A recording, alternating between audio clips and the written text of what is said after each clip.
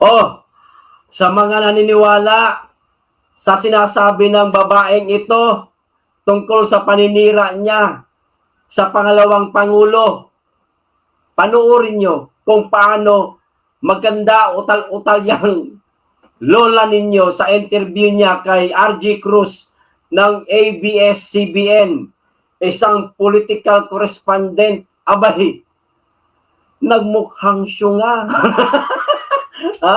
Ang lola ninyo. O eto ang video, panoorin po natin. Pero bago po tayo magsimula, makikisuyo sa mga hindi pa po nakasubscribe. Bekenemen. At paki-click na rin po ang notification bell para updated sa lahat ng upload at huwag nyo pong kalimutan. Pa-like na rin po sa video.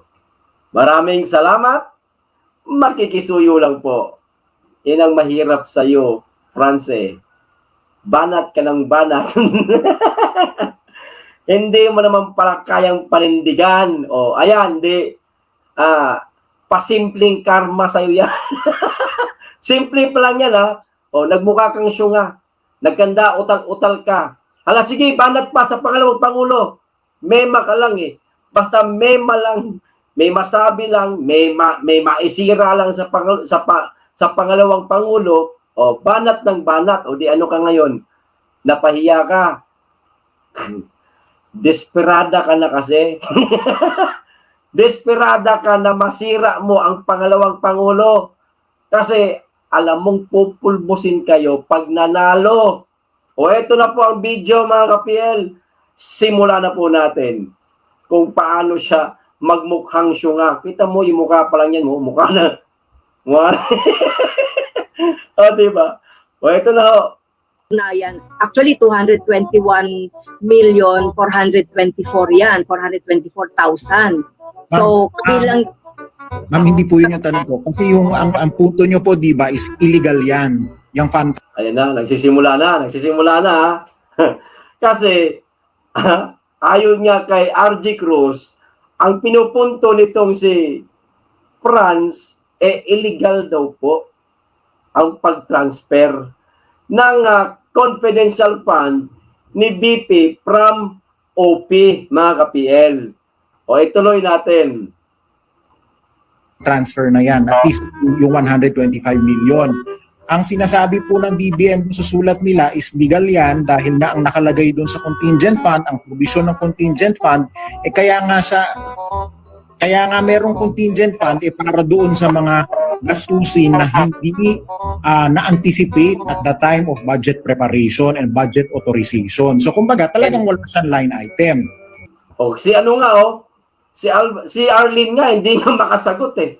Natulala eh. Nakikinig, nanonood na lang sa sa katropa niya. Wala silang maisagot kay RG. Ang lalim po ng tanong ni RG. Ang lalim ng tanong niya. So, yes. Paliwanag dun sa sulat ng DBM na yun yung kinukot nila. Ngayon, you disagree with that. You have been saying na hindi yan ang tamang interpretasyon ng provision na yun. Saan naman po nakabase yung inyong pong interpretasyon? Saan po nakasulat? Wala. Sa kanya lang. Wala siyang pinagbasihan ng kanyang interpretasyon. Basta mema lang siya. Ano ka ngayon, Franz? Na-corner ka sa mga tanong ni RG. Ituloy natin. Tuwan-tuwa ako nung napanood ko ito kanina eh. Kaya hindi ko mapigilan na i-content. Hindi ko alam po kung kailan po itong video na to, no? Kanina o kahapon ko lang po ito nakita. Kaya kinontent ko na rin para matauhan yung mga kababayan natin na nagpapaniwala sa mga paninira nitong babaeng ito. Ito pa. Sulat sa GAA. Well, RG, siguro kung nasusundan mo no yung ating mga pagpapaliwanag dito sa contingent fund. Ano naman? Paano masusundan ni RG? Iba ang tanong niya, iba ang sinasabi mo. Dahil, ampasin kita eh. Akin na nga yung chinelas. Chinelasin ko yung mukha mo eh. Ang layo ng sinasabi mo sa mga naging tanong ni RG. Inang, ano ka ba naman? Wala kang pinagkaiba kay Inang Lenlen. Ha? Lutang ka rin pala. Anak ng patola talaga, oh. Anak ng patolang bulok. Kaya, bulok kasi kayo eh. No, makabayan bulok eh, no? Ayan pa. at saka yung confidential fund. So, maliwanag doon sa mga dokumento na nakuha na natin sa COA, sa DBM, at saka doon sa Office of the Vice President mismo, na itong pondo na ito na inilipat from the contingency fund, contingent fund na 7 Ultimo mga sinasabi niya, mali-mali na. Ano pa kaya yung mga tamang isasagot? Wala.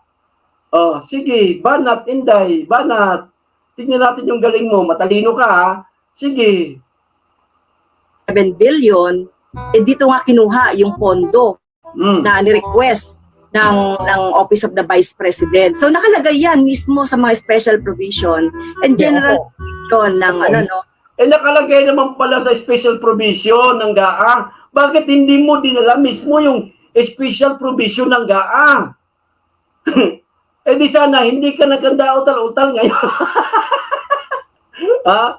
Di sana na hindi ka nagmukhang syunga. Anak, satampalin na kita, konti ka na lang ha, konti ka na lang sa akin. Oh, eto pa. Hindi ko po yun kontra. Ang tanong ko po ay saan po nakasulat na mali yung ganung klaseng paggamit ng contingent fund? Cricket. Nag-iisip. Ano yung sasagot ko dito? Nag-iisip si Franz. Wala siyang maisagot. Ang tagal niya na blanco dyan eh. Ayan o. Mali. Dahil dapat ginamit mo yung contingent fund doon sa purpose ng contingent fund. Saan po nakasulat po yan? Sandali lang ha. Doon pa lang sa sinabi niya eh. Mali. Kasi dapat mo ginamit mo yung contingent fund sa paggagamit doon sa tamang paggagamitan. Sigurado ka ba? Franz, na hindi ginamit ng tama yung pondo.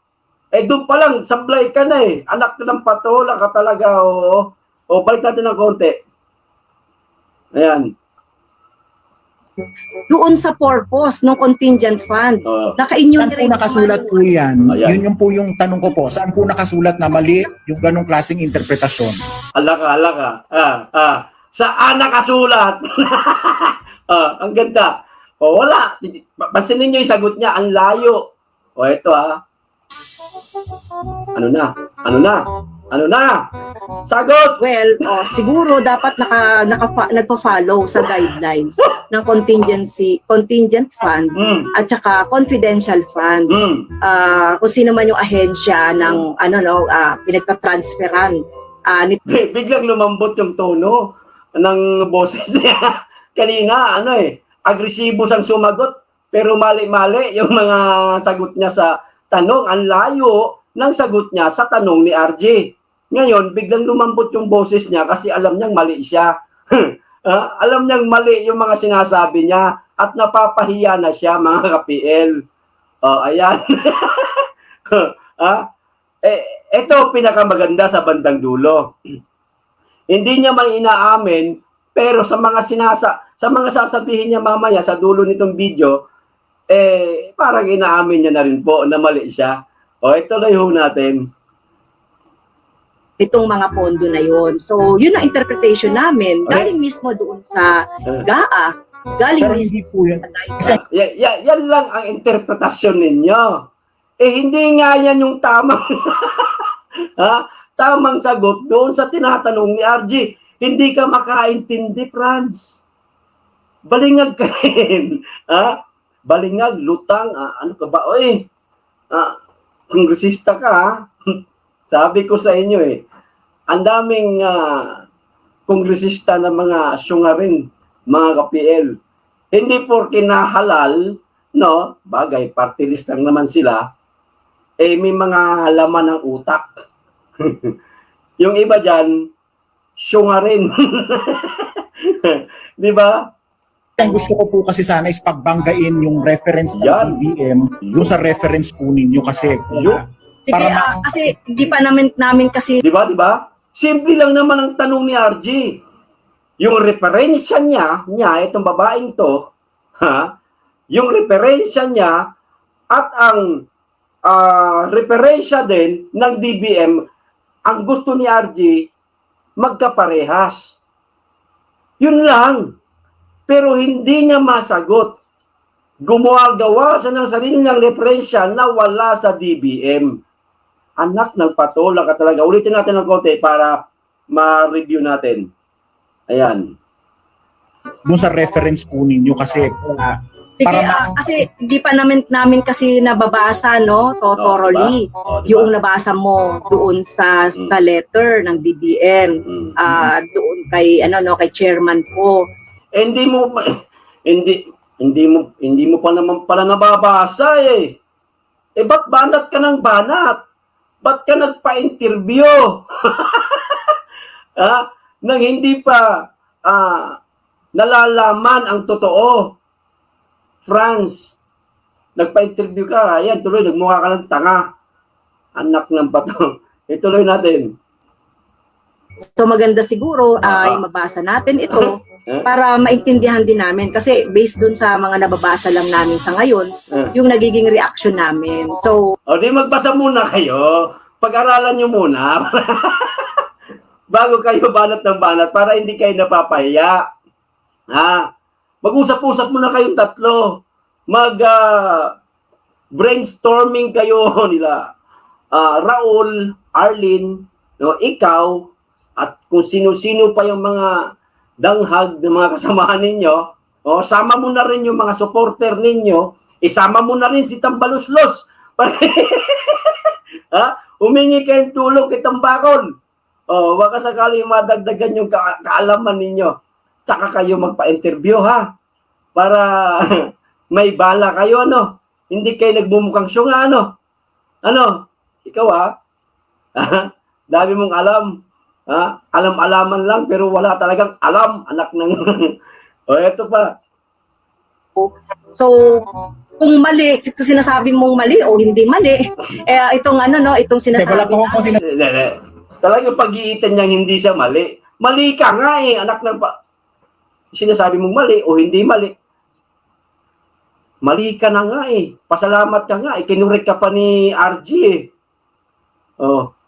Sinasabi ganun, gusto ko lang makita kung saan nakabase po yung sinasabi po ninyo na hindi yun ang tamang So, interpretasyon. nakabase mismo yan talaga doon sa ating GAA 20. May nakasulat po na ganun po ba na kung ano yung tamang interpretasyon? Saan po yun? Doon yung guideline. Nasa GAA daw, nasa GAA.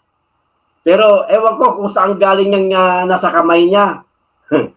Pumunta ka sa GAA. Humingi ka ng saktong impormasyon para sa susunod na interview mo, alam mo na ang isasagot mo. Hindi. May bagong lutang na tayo, mga ka-PL. Siya na ngayon, si Franz Lutang. Yan na po. Yan na po, itatawag natin sa kanya, Bagay. Lutang rin pala itong matanda na ito Kaya ito pa. Nandun yung guidelines. Kasi gusto ko lang po sanang makita. Okay. Wala na, tapos na po. Ayan. Tinutol ko na. Ang doon lang yan natapos na po Okay. Maliwanag. Sa mga nagpapaniwala doon sa babaeng lutang. Wala kayong pinagkaiba. Alam nyo, kayong mga nagpapaniwala kay Franz, wala kayong pinagkaiba sa kanya. Desperada na yung babaeng yan. Nasirain talaga si BP Sara. Simple lang. Yan lang talaga ang pinakadahilan nila. Gusto nilang sirain ang mga Duterte, lalong-lalo na si Inday. Kasi front runner si Inday, ngayon pa lang malayo pa ang eleksyon. Front runner na si Inday sa magiging kandidato sa pagkapangulo sa 2028. At yan ang ayaw nilang mangyari, na baka manalo si Inday, malilintikan silang lahat, mauubos sila. Hindi nyo nakukuha? Nagpapaniwala kayo sa sinasabi ng babaeng yan? Impeachment. Dahil lang sa 125 million, hindi naman pala pwedeng gawing dahilan yun diyan pa lang, wala na naman sila Di ba? Mga kababayan, mag-isip-isip ho kayo kung sino ho ang paniniwalaan ninyo. Etong mga Makabayan Black o etong pangalawang Pangulo na ang hangarin ng ating Pangulo at ng ating pangalawang Pangulo ay iisa. Iisa ang hangarin ng dalawa. Para sa bansa. Ganun po kamahal nila ang bansa. Pero bakit kayo nagpapaniwala sa paninira nitong babaeng lutang na yan? Yun ang mahirap sa atin Ang daliho nating maniwala sa mga chismis. Di ba? Mag-isip-isip po para hindi po maisahan ng mga yan. Magaling po yan. Magaling ho yan sila sa propaganda.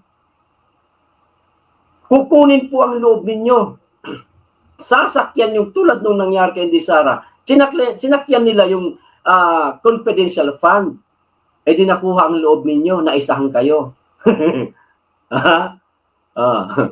Di ba? Di nyo naiisip yan. Ganito lang po.